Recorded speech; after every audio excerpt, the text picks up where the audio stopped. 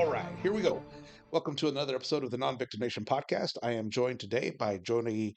I'm going to say Weiss, but I'm sure that's not how you actually Well, say it. Weiss would be the German Okay, pronunciation. I go by Weiss. It's wrong, but that's what my parents have always used. So right. I'll just go with Jody Weiss. Yeah, I had some German friends, and so Yep. whenever I see a W, I tend to pronounce it that way. Yep. So there you go. You were the former superintendent for the Chicago Police Department, and Correct. then prior to that, you worked for the FBI, I correct? did. Okay. How long did you do that? 23 years. That must have been pretty exciting. It was. And I got to do a lot of stuff. As an agent, I was able to do all the fun stuff, SWAT, firearms instructor, bomb technician. Um, but then as you get into management, you move up. If you want to get promoted, you kind of have to do that. So Mhm. I was able to my last stop was special agent in charge of the Philadelphia field office. Okay. But it was fun going from a baby agent in Corpus Christi, Texas back in 1985 as to the person running the Philadelphia field office and retiring out of there in 2008. Right. So a lot of interesting cases along the way to work. Great people. Hmm. Now I always emphasize this. I was FBI BC, and by that I mean Okay. before Comey. Okay. I thought he was an unmitigated disaster, and I'm not a big fan of Christopher Wray, but the people, the agents I worked with, were probably Hmm. some of the best people I've ever worked with. So I always say FBI BC. People look at you like, what? I got to make a coffee mug out of that. I could sell it and make some Right. money, but There you go. oh well. I'm not the best entrepreneur, so I just kind of say that, but I didn't put it into play. It's just a work in progress. That's right. There we go. And so then how did you make the transition from the FBI to the Chicago PD? Oh, great story. It was a Friday afternoon. Hmm. Best man at my wedding, who's a Chicago guy, he calls up and he said, like, hey, what are you doing? And I said, it's Friday afternoon, Pat, just kind of winding down. Hopefully nothing bad happens in the next 4 hours and I can get home. So he said, well, listen, Mayor Daley is under the gun to bring somebody in from the outside to run the Chicago Police Department. I said, Hmm. that will never happen. He goes, no, no, he's under some pressure. There's been some controversies that have hit the news and kind of national media. And he's looking for an outsider to come in. He wants to be an FBI agent. I Hmm. said, are you kidding me? He goes, well, your name came up because you were the assistant special agent in charge in Chicago, Hmm. so people know you, and you're probably like number 5 on the depth chart. But we want to have a pool in case people drop out. Hmm. I said, let me talk to my wife Janice and see what she thinks. And she's like, "Are you serious?" I said, "It'll never happen, Janice. There's 4 people ahead of me, so let's Right. see what happens." So that was on Friday afternoon. The next Friday, Hmm. I'm told I've got to meet with the mayor's point person on this, and we talked for 5 hours in the Union Station in Philadelphia. And then on Saturday, I meet with the mayor. So I'm trying to cram for an interview and seeing like, okay, I'll be ready. I probably said 10 words in like 2 hours. Wow. All I did was listen to the mayor talk, talk, talk, talk, talk, talk. But he was an interesting guy. He's kind of eccentric. Seemed really committed to the city. Seemed really committed to the police department. Hmm. So we shook hands and left. Now I knew that day there was another individual he was meeting with. So I'm with him for 2 hours. After we depart, I get a call about 45 minutes later from his guy. And he says, hey, we're headed back to Chicago. I said, well, wait a minute. You've got an interview. He goes, yeah, that didn't go so well. I said, what happened? He All said, you right. know how, we talked for several hours the night before? I said, yeah. He said, well, when the mayor started talking to him, he held his hand up and said, hey, I heard all this. Tell me something new. To which the mayor said, how about this? Goodbye, and walked out. Wow. So now we're a week into this process, and I'm thinking, okay, we'll see how this plays out. And then excuse me, on I think it was Monday, I get a call. Okay, the mayor wants to announce you to be the new superintendent. I said, oh, whoa, whoa, whoa. I haven't told the director. I haven't told anybody. They go, well, could you do it like today? I go, no, I can't. You got to put this on hold. So I bought a few days. I called up the director Mueller at the time and told him, and he's like, holy cow, superintendent of Chicago Police Department. I said, yeah. And he said, well, good luck. Let me know if I can help you on that. And um, we went down there. It was, I did this announcement as a total surprise. Hmm. I didn't even participate in the national search. Daley went out and wanted to get his own guy. So when I went to the police board to meet with them, they were extremely hostile. And when I was going through my confirmation hearing, I think a lot of people didn't even realize in the city council that I was Hmm. still with the FBI. And they were being a little antagonistic. And I said, hey, listen, if this is too hard, ladies and gentlemen, I'm still a special agent in charge of Philadelphia. I will be very happy to leave. And they're like, well, what do you mean leave? I go, I'll go back to Philly. I'm really happy in that job. Right. And so then we ended up and everything was fine. But it was funny because the government relations office said, we can't believe you actually said that to them. I said, you guys came to me. I think Right. it'd be an amazing job, but if it's creating too much angst and hostility, Hmm. I don't want to be involved in this. So Right. it went well, and all of a sudden I end up as superintendent of Chicago Police Department, 54th superintendent in the department, and only the second one from the outside. Hmm. O.W. Wilson was the first one back in the early 60s, and for a department that's been around for since the 1800s, I was only the second outsider. Right. Since then, they've had a few outsiders that have come along, but that was interesting. And where I really screwed up, I'd always worked with the cops. I'd always played on the softball teams, the football teams. We were always on task forces. I thought, oh, I'll be embraced by the Chicago Police Department. It's all good. Oh my goodness, did I underestimate how much they dislike federal agents because Hmm. federal agents do arrest corrupt police officers. In other cities, that's not a big deal. I mean, Bill Bratton, when he was the chief in Los Angeles, if you were Hmm. indicted as a corrupt police officer, he would basically banish your badge or your star, never to be worn again because it's Wow. been tarnished. In Chicago, it's kind of like they band around and circle the wagons and protect you. So I really underestimated that, but it was the greatest experience I had because as an FBI agent, you're doing investigations, but you're not really with the people.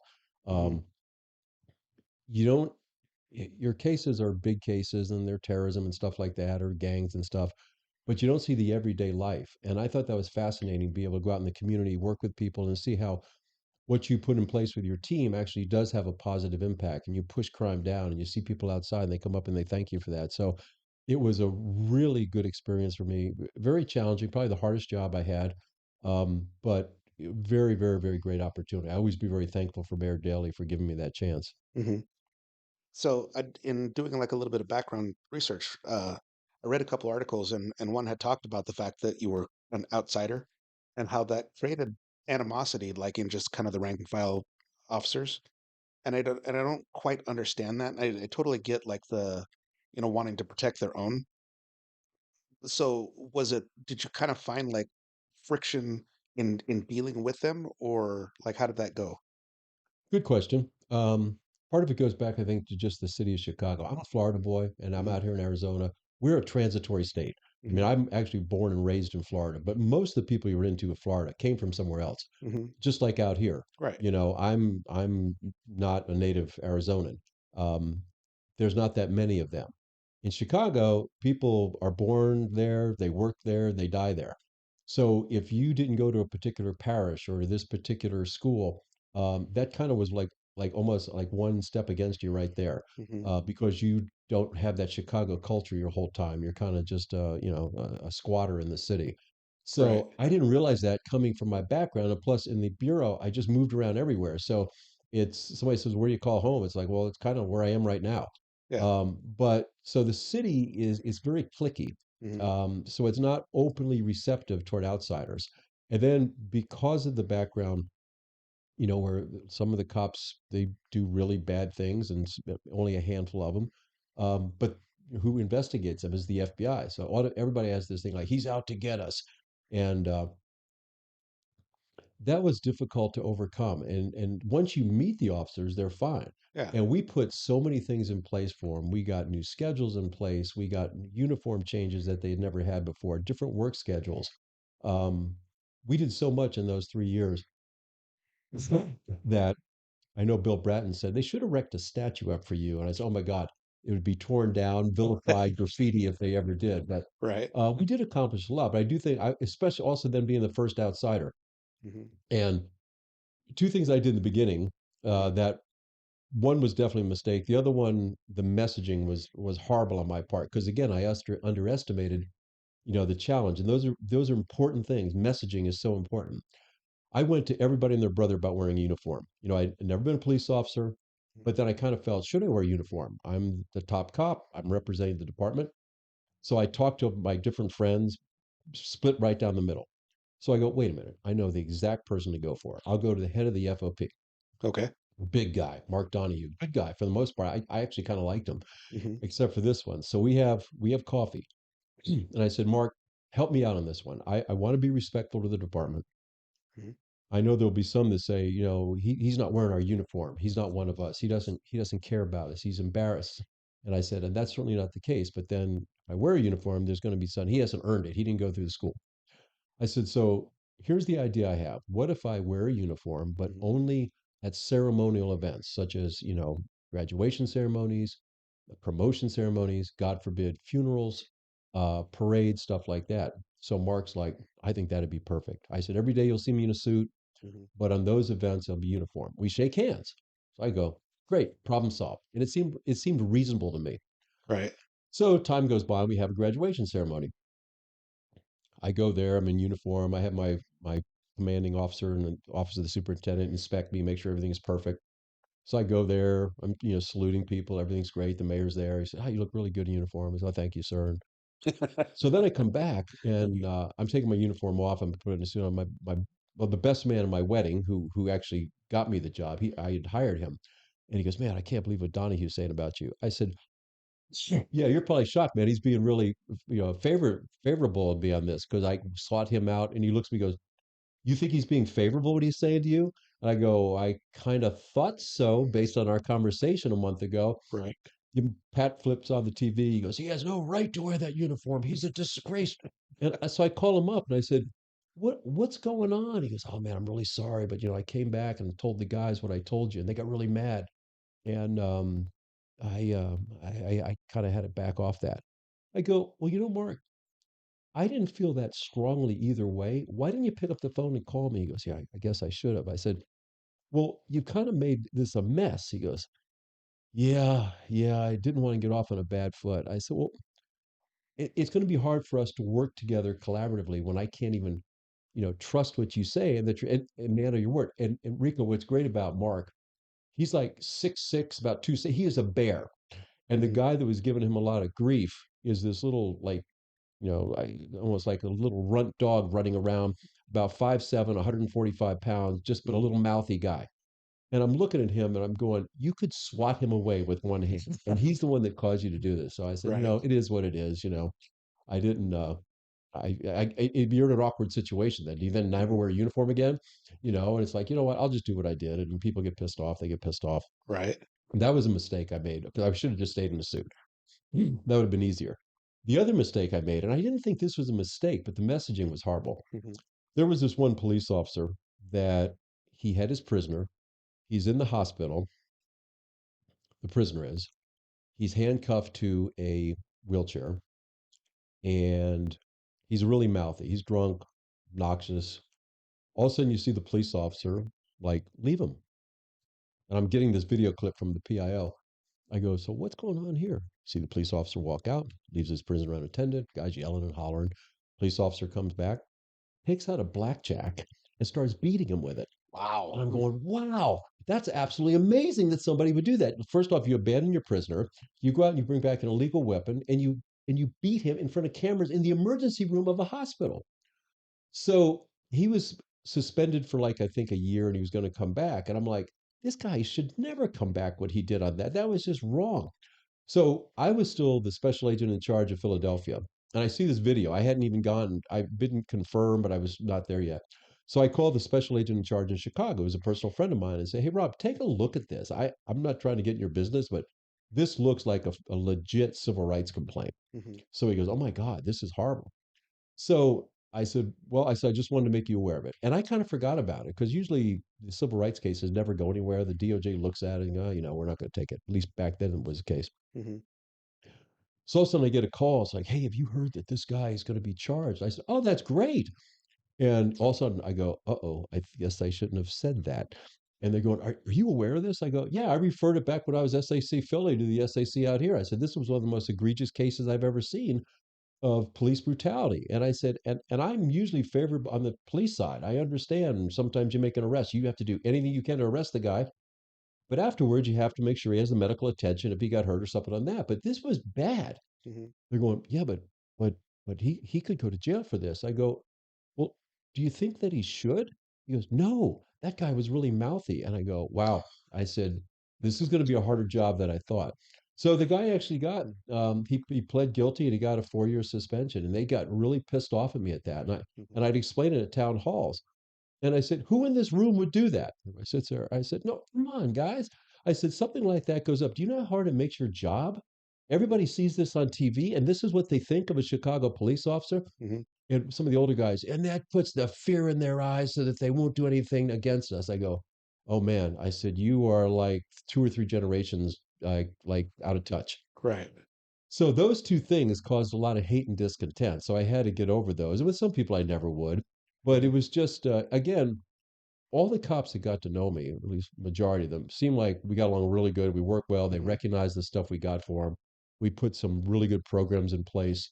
And so I was very proud of my time there because I didn't come there to fight crime. My predecessor, great crime fighter, Phil Klein, he never got the recognition he deserved. He took homicides down 25% like overnight. And Wow. he's a solid guy, good cop. He just didn't like dealing with the people that much. Hmm. His thought process was give me a big enough army and I'll shut down the crime in the city. So his interpersonal skills with the community weren't that strong, Hmm. and there were some controversial things going on then, probably totally outside of his control. But I took what he did, gave him full credit for it, and just tweaked it a little bit, gave a little more accountability, a little more transparency, and we had some really good progress. Hmm. So, like I said, it was a great experience. Mayor Daley was an interesting guy to work for. Hmm. Very eccentric, but really did love the city. And I was always impressed with that somebody could be that passionate about that. And he's a mayor for, I think, 22 years, longer than his dad. And then he came Wow. back from Labor Day weekend in 2010 and basically said, I'm done. I'm not going to run. And the city was like didn't know what to do. That's 22 years with the same mayor. Right. And I'm like, well, mayors leave. And they go, no, he doesn't. No. He doesn't Okay. leave at all.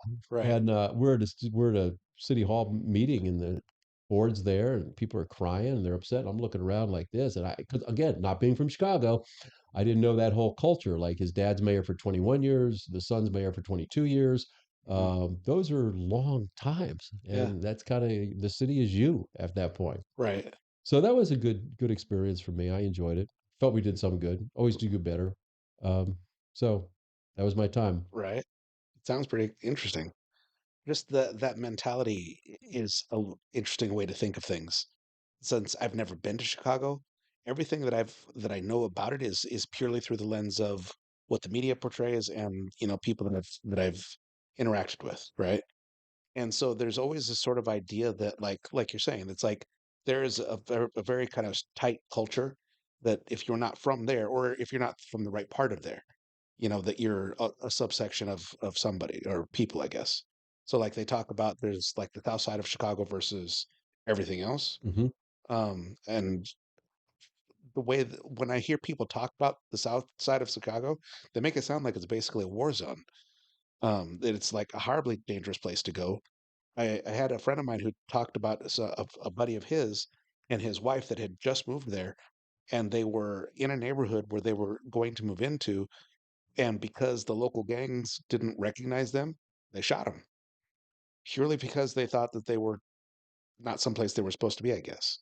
You know, I don't know if that's really the way things happened or if that's even a normal sort of occurrence that happens there. But when I hear, it seems like anything that I hear about Chicago typically is in that vein. It's all very negative, and especially when it concerns the South Side or the inner city part of it, it's like a lot of like gang activity, a lot of just really negative things that you don't ever want to be a part of. You don't want to be in those areas. Yeah, I used to always go to the South Side because both drivers that I had were South Siders. They knew that area really good. Um, I guess I don't know. I thought the South Side was probably more dangerous. I thought the people there very clicky. If you are in the wrong place at the wrong time, good chance you're going to get shot. The West Side just seemed a little crazier. Hmm. The kids were a little bit more crazy. They didn't seem to have as many shootings. The South Side was always, I thought, the most dangerous place. So I spent a lot of time down there, especially on Friday nights, and the people were really interactive. It was kind of a funny thing, Rico, because as I mentioned earlier, as an FBI agent, you don't really deal that much with the public. You go out and do interviews, but you're not doing the everyday policing. So my wife's like, she was like, how do you think that's going to work out? I said, I don't know. I just treat people the way I'd want to be treated. I treat people the way I'd expect, a cop to treat you. Hmm. I'll see how it plays out. So I'd go out, especially in like in the South Side and the West Side, the black communities there. Not to boast, but they really liked me because I was out there and I would talk to them. Hmm. Um, there was a deputy chief who's passed away, a great guy. I really liked him. And he said, "You have no idea the impact you have in this city here in the black community." He said, "You're doing things that no other superintendent has ever done." I said, "Yeah, come on." He goes, "No, no." And he goes, "It doesn't matter if they were black. You connect with the people really, really well because you're honest. You go talk to them, you listen to Hmm. them." And he said, and we went back this one incident one night. There was a party going on, and this lady approached us. We were just running around, and she said, "There's a party going down there," and they said they don't care about the police. They'll shoot the police. Well, Ernie was a big guy, and he took that as a personal a challenge. Right. So we get to this house. He goes, "Probably would be best if you went around back." I said, "Probably so." So I'm in back and I'm looking up to look at the kids. The kids are like flipping me off and stuff. And I'm kind of like just shaking my head. All of a sudden, we hear a lot of banging going on in there. And I'm with my chief of staff. There's another white guy. And he goes, "I think they need our help." I said, "Oh, no, no. We will stay right here. There's probably things going on there that I want to be able to say I did not see." So all Hmm. of a sudden, I hear, "Hey, superintendent, are you there?" So I come around and it's a hostile crowd. You could tell there's tension in the air. And Hmm. I'm looking at this going, this may not have been a good idea. One kid yells out, "Hey, there's the superintendent." This pack of kids come at me. All they want are photographs and autographs. And I go, "You're kidding me." And Ernie is just shaking his head like this. He goes, "This is remarkable that you were Yeah. able to calm this place just by going in and taking some selfies with these kids." Right. And it's one of those things I didn't really recognize because I kind of believe in people. I don't kind of, I do. I believe in people. I think if you treat people right, Hmm. at least give them the option to reciprocate that to you. If they don't, then you change your approach. Right. But he was in awe of that night of how I was able to calm a situation just by coming around the front and taking Hmm. some pictures with these kids. Um, but yeah, those factions, Janice was my wife was always worried when I'd be out on Friday nights down there. I say, "No, Hmm. I got the cops with me. It's fine. We're not the real police. We're not doing car stops. We're not running missions. We're just out talking to people." And those are my favorite days. Friday nights going out in the South Side and the West Side of Chicago. Hmm. I'll be honest, I used to hate going in the Gold Coast because that's where all the money is. And it's just people are worried about the littlest things, double parking. They're complaining about this, kids skateboarding in the middle of the afternoon when someone wants to take a nap. And I go to these town hall meetings up there and I go, "I appreciate your issues and you should be thankful these are the issues you're talking to me about." Right. Because if you would go down to the south or west sides of this city, you'd come back here just going, "Thank God this is the only thing we have to deal with."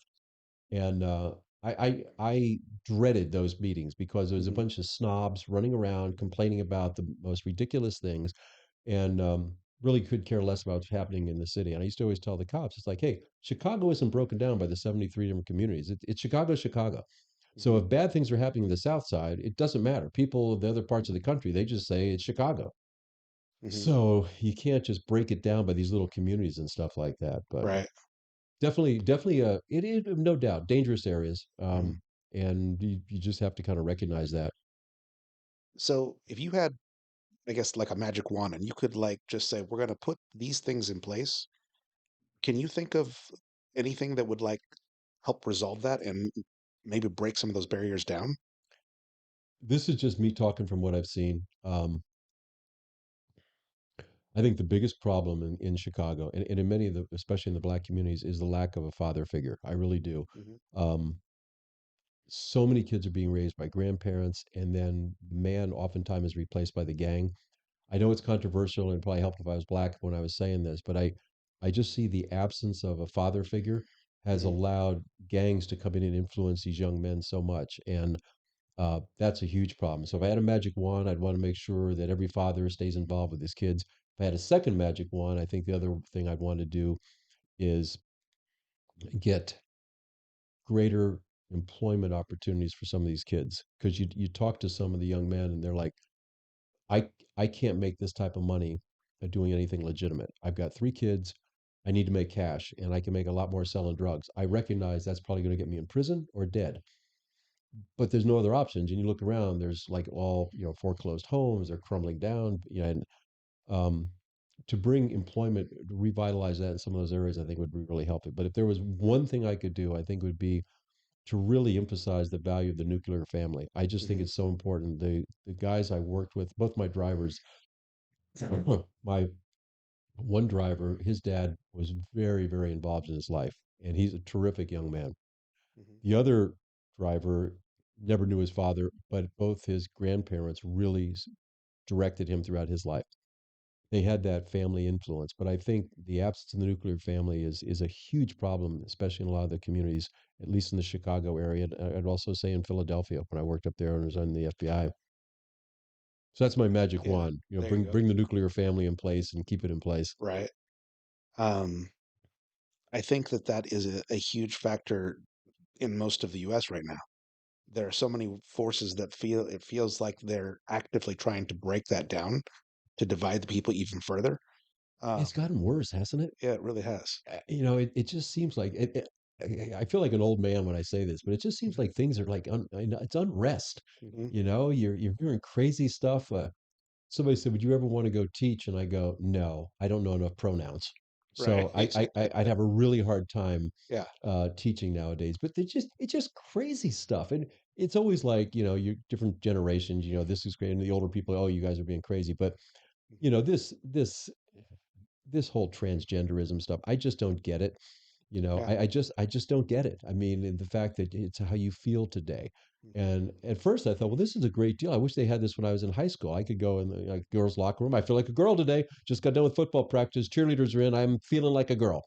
You know, but Right. you say that jokingly, and then you think, but that might even happen today. Yeah. And you sit back and go, this can't be happening. This Hmm. cannot be happening in our country today. So Right. maybe it does mean I'm getting old, but I do feel there's been a lot of the values that we have shared over Hmm. so many years are just being destroyed. Hmm. And I'd be okay if they were being replaced with something, but it seems so much of it is just nihilism. I just want to destroy it.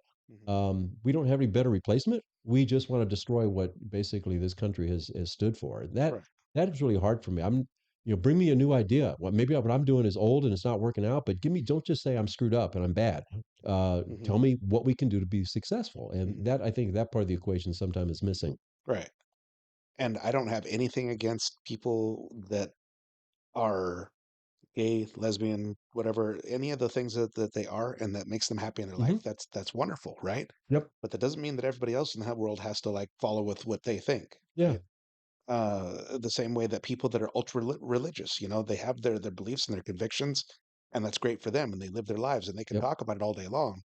They can't force everybody else to become religious. Well, I had a Okay. conversation today, Rico, with a good friend of mine, and we were going back and forth on some different issues. I said, Mark, zealots are dangerous on either side of the equation.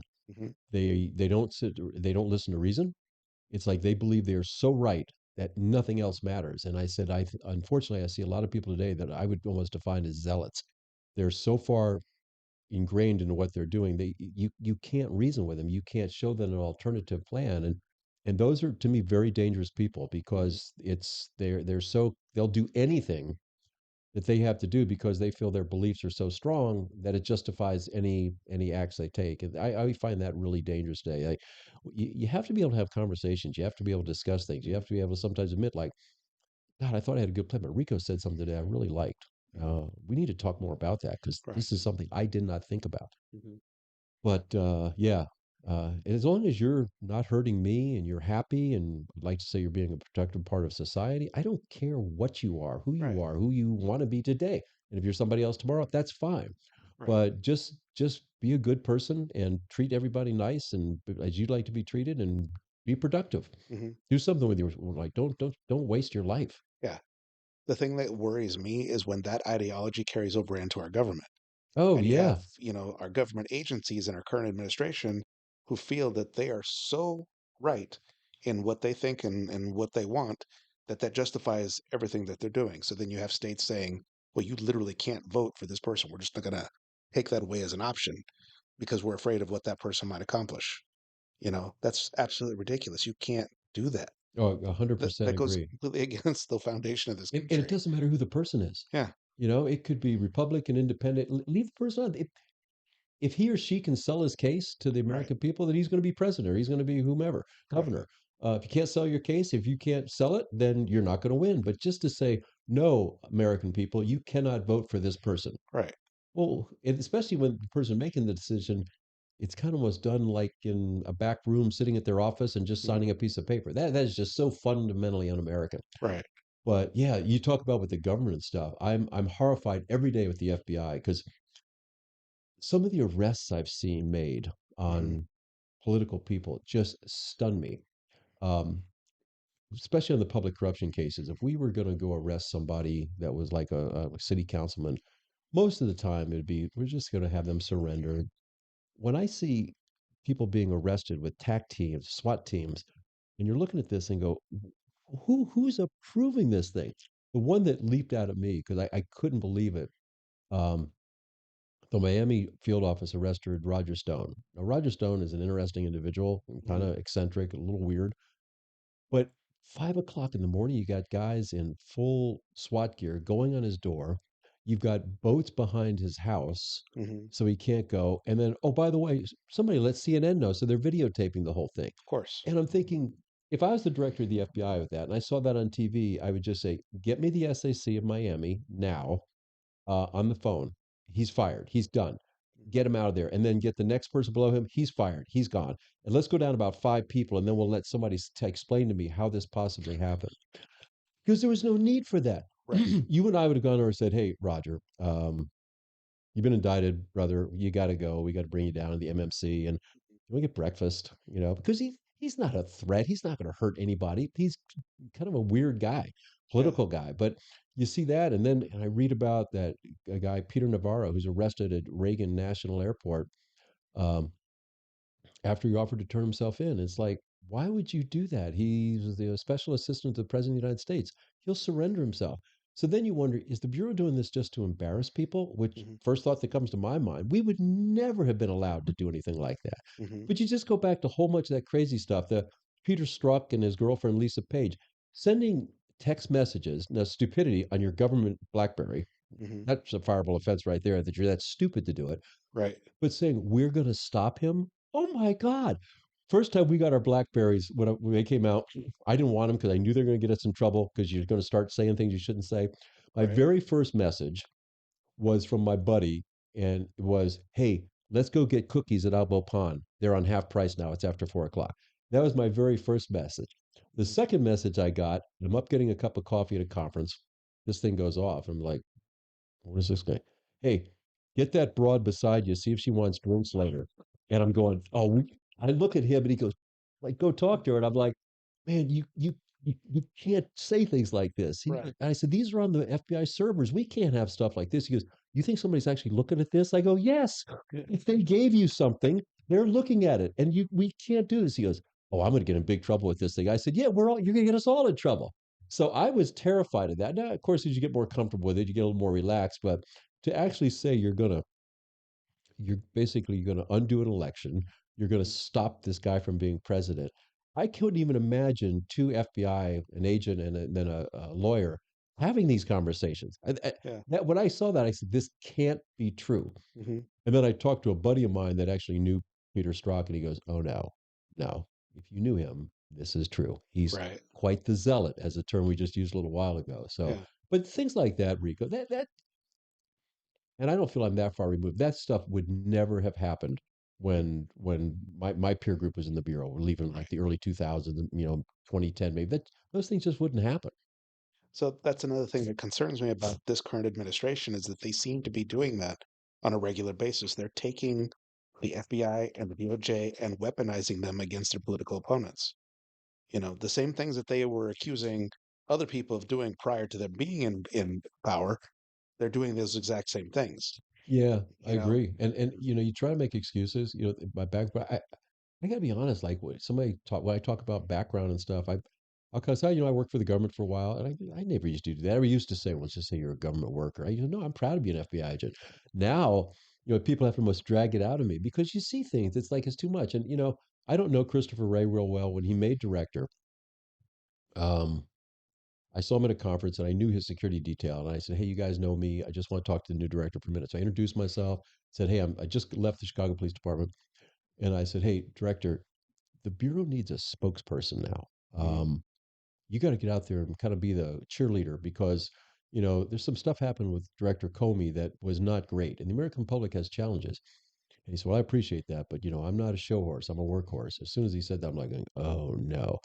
And I watch him on Congress. He won't answer questions. you got to answer questions for the people to believe you. And you just Hmm. keep taking these crazy answers. Well, I got to be really careful about this. I can't jeopardize this. It's like the guy asked you, were there any FBI resources, agents, informants in the crowd on January 6th? Hmm. The answer should be no, although I could paint out a very reasonable picture where there should be. But just say there was, have honesty and then say how many. We had 17. Okay. Hmm. And then you can maybe explain it, but to just hide this back and say, just acknowledging that they were there could hurt our national security. No, it's not. In some of the big events in Chicago, the Taste, which was always kind of a crazy thing, January 3rd or July 3rd, fireworks are going off, got a gazillion people downtown, gangbangers are coming in from the south side and the west side, causing nothing but havoc. We put a lot of undercover cops we used a wristband to identify them, but in with the crowds Hmm. just to kind of see what was going on. And of course, the plan was if there's a rabble rouser or a troublemaker, grab him and get him out of there very discreetly, just get him out. Hmm. Um, but yeah, we had people in the crowd. Of course we did. And that helped keep things under control. Right.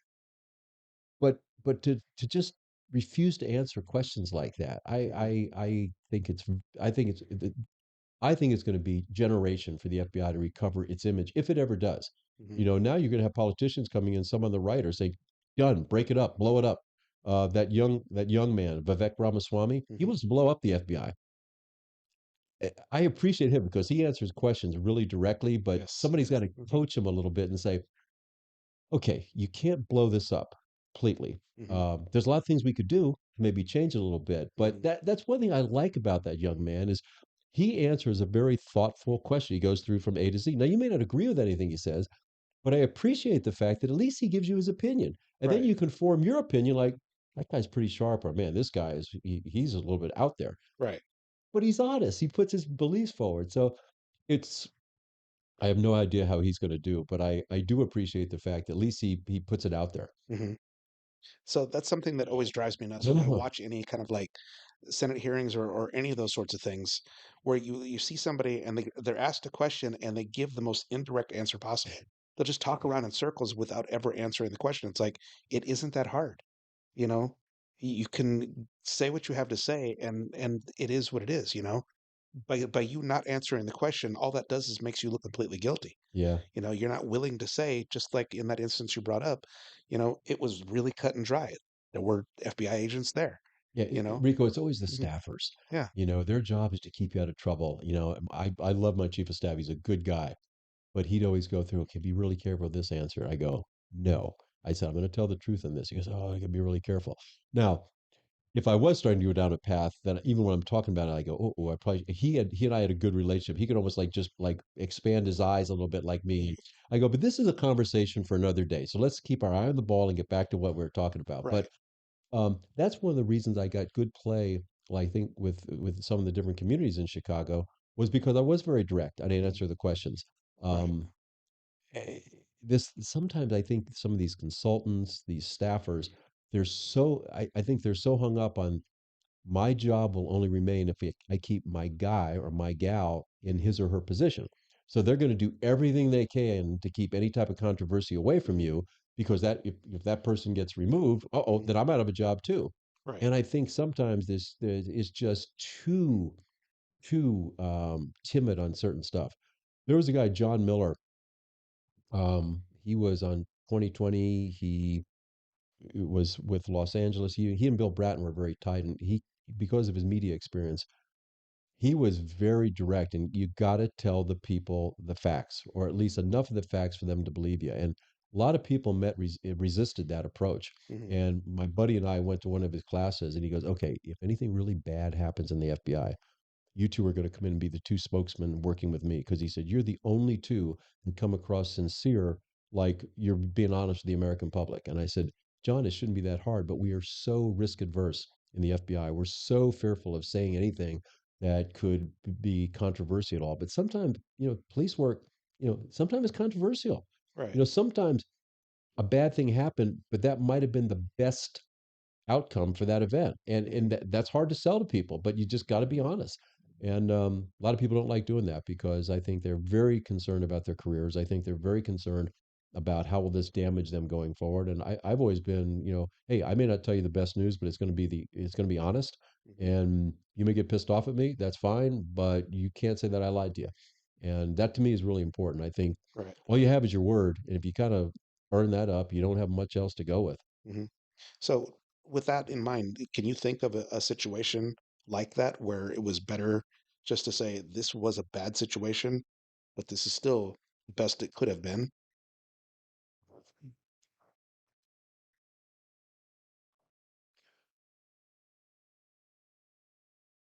Not off the top of my head. I'm trying to think of some of the serious press conferences we did, but they probably had some good stories. The hardest thing for me was like police shootings.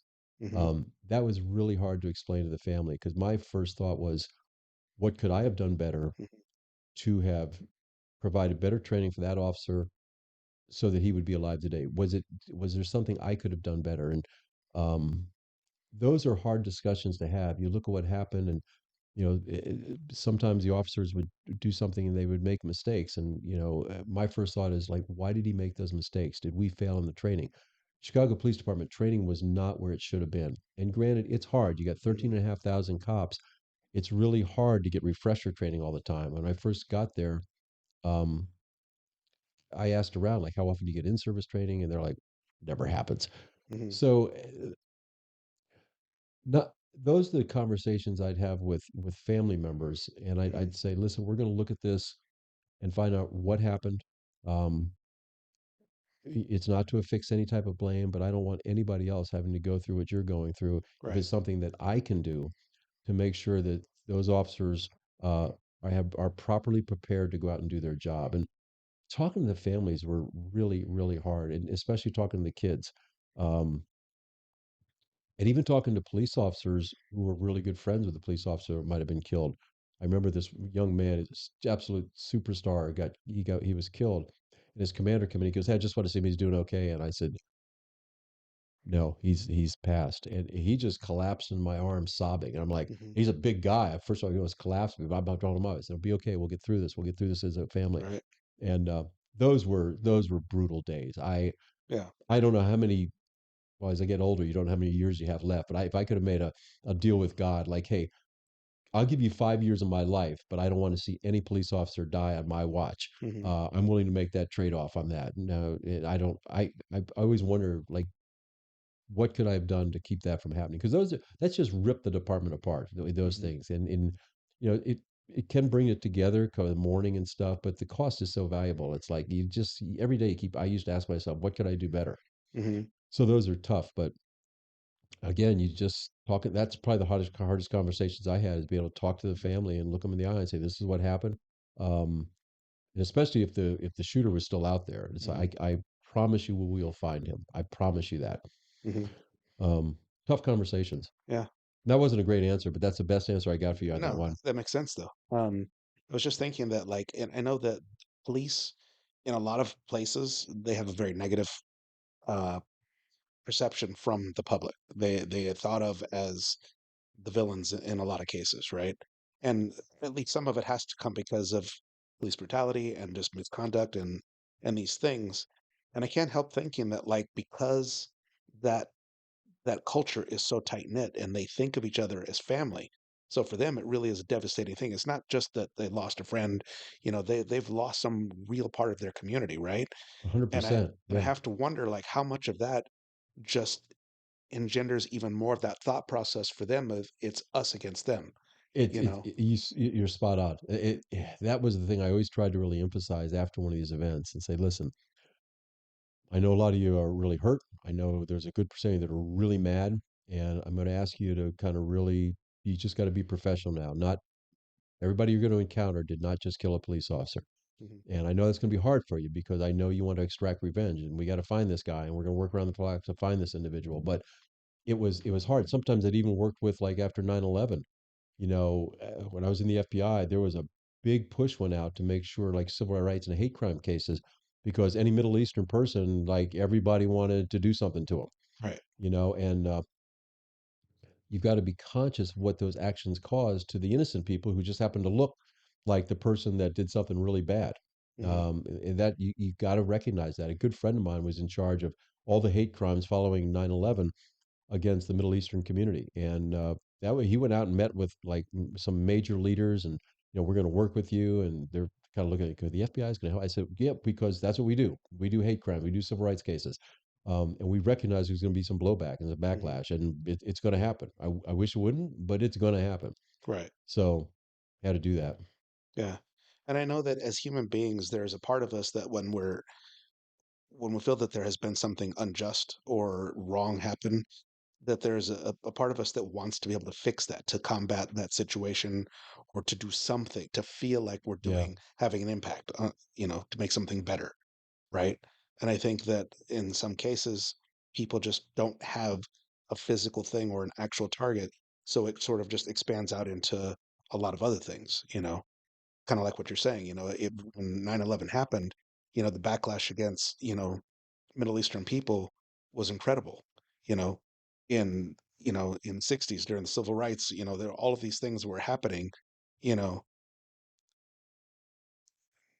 it's impossible to solve that problem if we don't think through the situations, if we don't take more time to step back and create distance and say, we need to address this, we need to fix it, but not at the expense of destroying, the first thing that comes into our sights, you know. yeah, That's something that I think happens with mass shootings, firearms, just the whole anti-gun agenda, whenever there are those events and the media goes way out of their way to blow this out of proportion. And not to say that these aren't horrible events, right? But they focus so much on the narrative that they're trying to create that they're not showing anything else. They're only allowing that. And then you have all the people that are reactionary on this thinking we need to do something, right? And that something usually comes in the form of, well, we're just going to make more laws. They're going yeah. to increase, all of these things to make us feel better without actually doing anything to solve the problem. No, because they don't want to. They don't want to. They want to do something to feel good about the situation. We're going Right. to put a new law out. We're going to. It's got to be a 1 month waiting time, or you can't buy an AR-15 unless you're 25 years old, or you can't have an AR-15. It's like, okay, well, why not?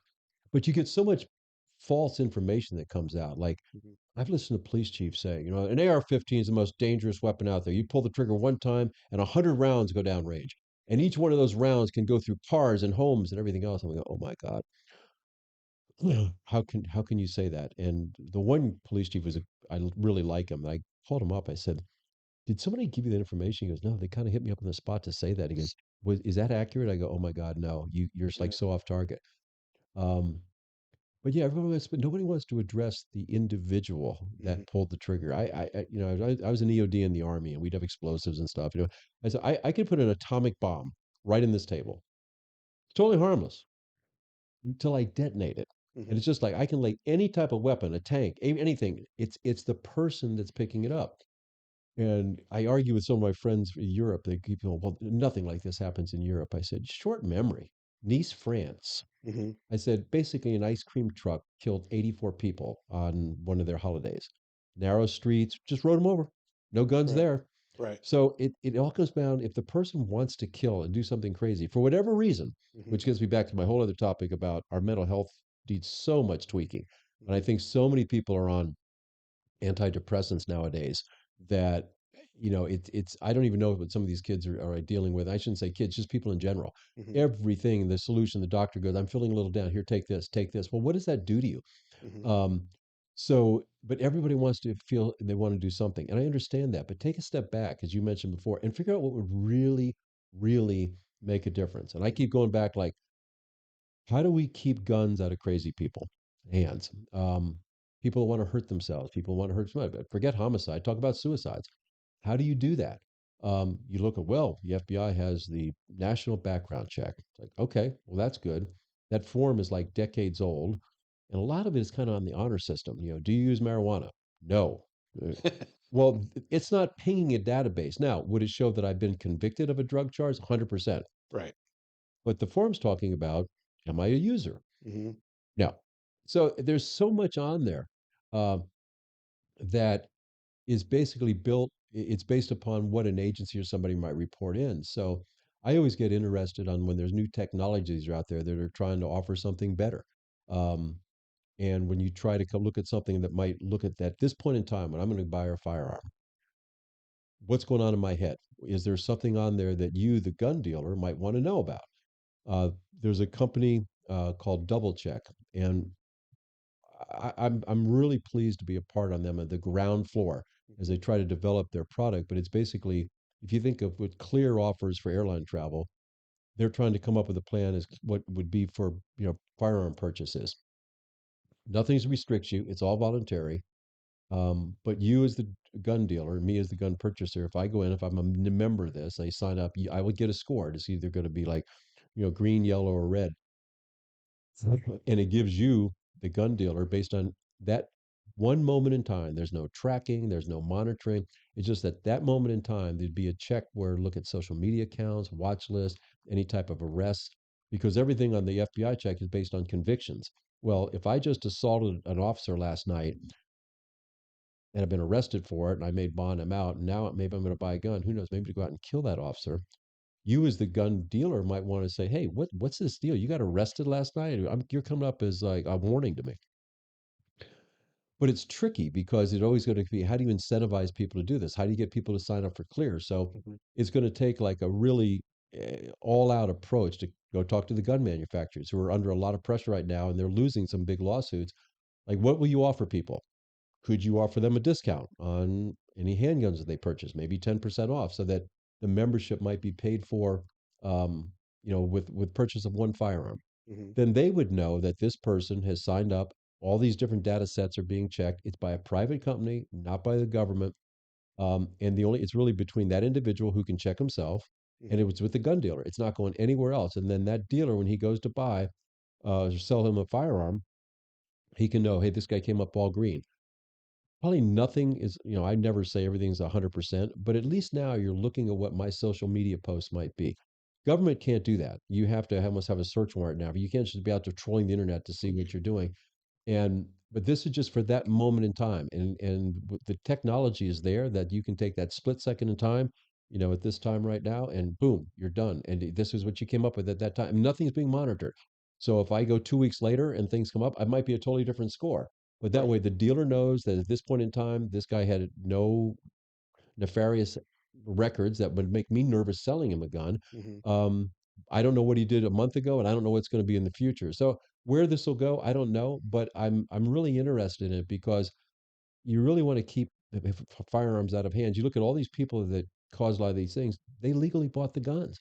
There Mhm. wasn't any crime committed, but they're taking antidepressants, they're loners, they're all these things that might have you could have found out on their social media posts or looking at different things that wouldn't have prevented them from buying a purchase or Mhm. purchasing a firearm, but it might have alerted the firearm dealer that maybe this isn't the person to sell the gun to. Right. So I'm seeing how that'll play out. I love being a part of that. It seems like it could be a lot of moving pieces that we have to put together, but we'll Right. see what happens. That sounds like an interesting thing.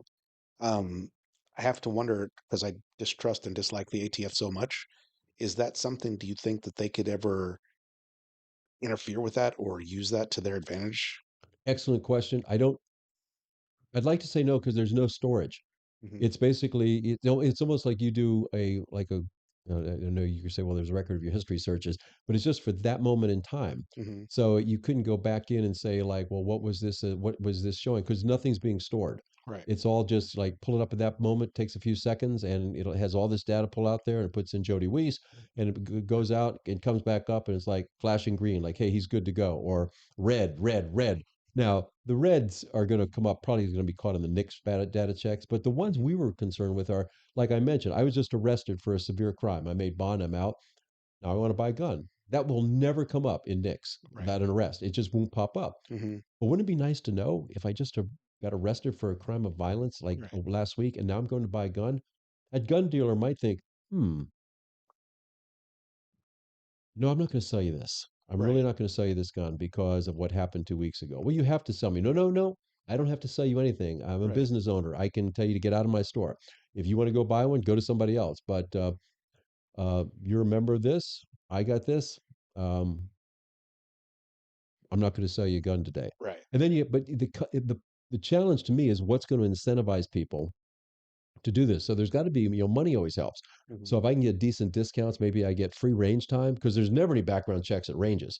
Right. I look back at Chris Kyle. He got killed by a guy in the range. He's trying to help with PTSD, and you go to a range, you sign up. They're not doing any background checks there. You walk in, all of a sudden you pull out a pistol and start shooting people on the range. So I think there's buy-in. It's just like, how is this going to happen? It's going to take the firearms industry to make some concessions and offer some stuff. It's going to take like USCCA, maybe they give a discount on insurance if you sign up. There's got to be Hmm. some incentive um, to make people want to sign up for this. Hmm. So we'll see what happens. Like I said, this is just on the ground floor, like a startups, which I Right. love Yeah. because then everybody's kind of got their creative juices flowing and they try to do something exciting. Right. And sometimes they die, they don't go anywhere. Sometimes they take off and they turn out well. So I'm just Right. kind of excited to be a part of this. So we'll see how it goes. Right on.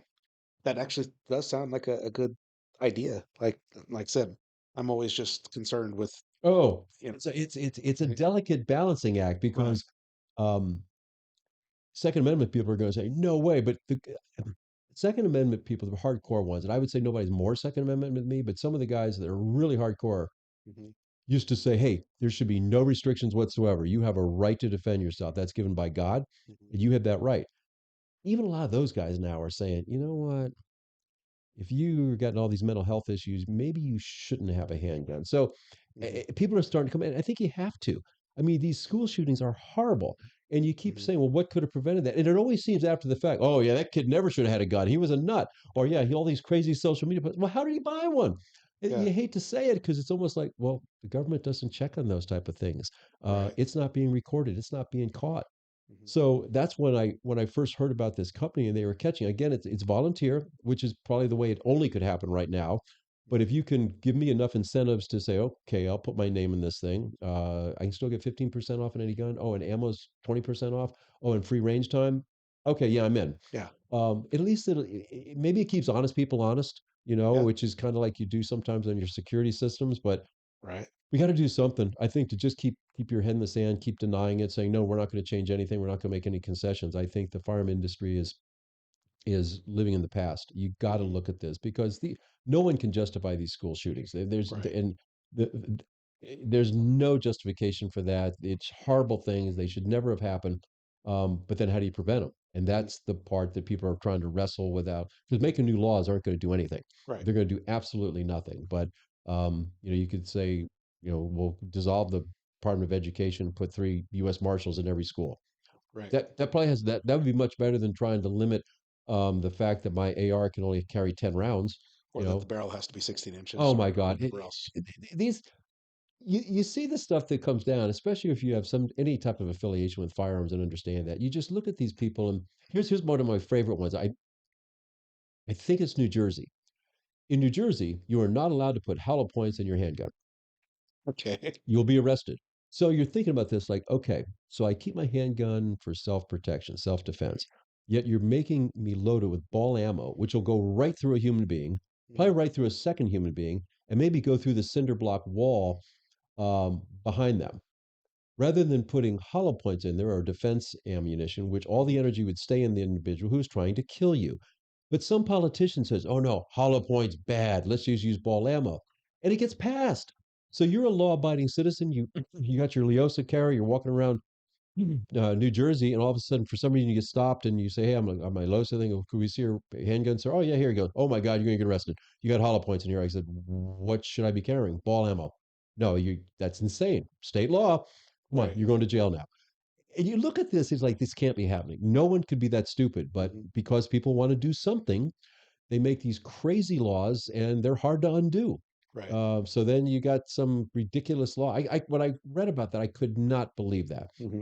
that you would have a law mandating, ball ammo in a firearm that's using for self defense. And this is all coming from the same kind of politicians that don't know anything about firearms to begin with. Yeah, That believe that, there's 100 round, pulling the trigger once fires 100 rounds or whatever it is. Joe Biden says some of the craziest things yeah. What do you say? about, Take a double barrel shotgun and shoot through the door or something? yeah, Oh my God, we yeah. had it's a last quick story. I went out one day and I saw like a police car had been shot at, and like the guy had an AK-47. So I asked, we've got to up the roll. So there was that program forget what it was. You could get surplus U.S. Um, weapons. So we were able to get um, AR, basically M16s. We converted them to ARs, so the semi-automatic, for like 39 bucks. Hmm. And we got hundreds of them. And the guys went through a 40-hour course. They were trained up. So some of the community was very upset about that. How can you do that? Putting weapons of war in the street. I said, okay, come here. So I get a reporter who was very friendly to the police. And I said, come down to the range. We're going to do some tests. So I said, okay, I'm going to demo this one. So I take out my 45. I did cheat. I had ball ammo in it. Hmm. I said, there's 2 blocks of ballistic gelatin. There's a cement block. There's drywall. Let's see what happens when I shoot with this little firearm that I have in my on my hip. Hmm. Okay. So I shoot ball ammo, goes through both blocks of ballistic gelatin, breaks the cinder block, goes through the drywall, and goes in the backstop. I said, now let's take this dangerous looking weapon and see what happens. So the SWAT guy fires it in there. J hook in the first block of ballistic bulletin, does it like 10 times. I said, now let's show our viewers. All that stayed in one person. Hmm. So all that energy from that mean, horrible looking, dangerous weapon stayed in that one person. That ballistic bulletin represents a guy who was trying to kill someone. And look what happened there. That second block of ballistic gelatin, that was an innocent bystander. And then the brick wall that went through, and then who knows what hit behind him. So you can see that point. So she goes, yeah, that's really good. She's videotaping this. I said, now let's talk about accuracy. This report is extremely attractive. So, of course, the firearm instructors were all over to help her. Of course. So they give her like a Glock. They put like 10 balloons up. She hits it like 2 times. Then they give her an AR. Of course, it has the red dot scope on it. Hmm. They now try this one. She shoots all of them. She goes, wow. I said, now let's think about this. If you have to use deadly force, you probably want to be accurate and you want to make sure that there's no overpenetration. All the energy is absorbed into the bad guy or gal that was trying to hurt you. So look what we just proved today. So she goes, this is brilliant. These weapons are actually safer than the guns you put the guys have on their hips. I said, please don't put that out. Leave that part out. And so she's like, Imagine. yeah, okay, I got that. Because then they'd want us to walk around like with batons, like the British Right. police have. But just putting that story out just quelled all the issues. And then I got that videotape somewhere I had, and I was just pushing that out all the time. So it's like, hey, look at this. This is not overpenetrated. It's really good. Hmm. And again, it gets back to the whole messaging thing. Hmm. And if you just put something out without the right messaging, even the best laid plans will fail. Right. So there's, I hope we can do something in the firearms world that can actually make a difference. And that's where I met you, and I know we're both committed to responsible gun ownership. We want Hmm. to make sure people certainly have their Second Amendment right, but that comes with so much responsibility. And I'm always very fearful when people so I'm gonna carry a gun. It's like you got to get training. You should have insurance.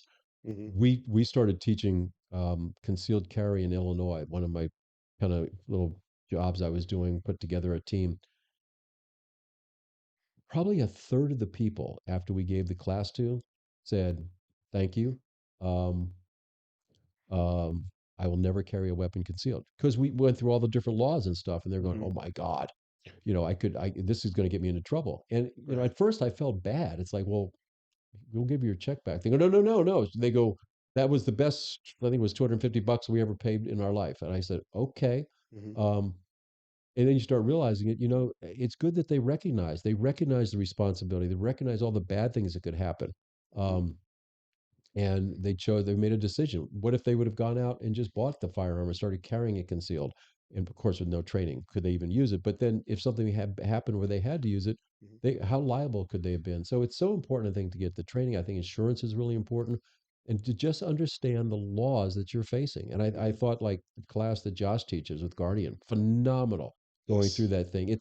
He really goes through and explains this stuff to even as people that are pretty familiar with it. These are the things that can happen to you. And yeah, especially the former law enforcement, you want to tell the cops exactly what happened. Under this criteria, I mean, even when I was in the FBI and when I was running the Philadelphia field office, the Department of Justice had a policy. If you were an FBI agent or a task force officer, if you were involved in a shooting, there would be a civil rights case opened on you immediately.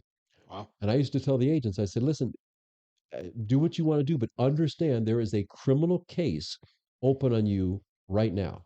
And what's going to happen is we're going to gather the facts, hopefully from somebody other than you. I will personally call the Department of Justice. I will relay the facts to them, and then they're going to decline it. But right now, there's a case open on you. So understand that.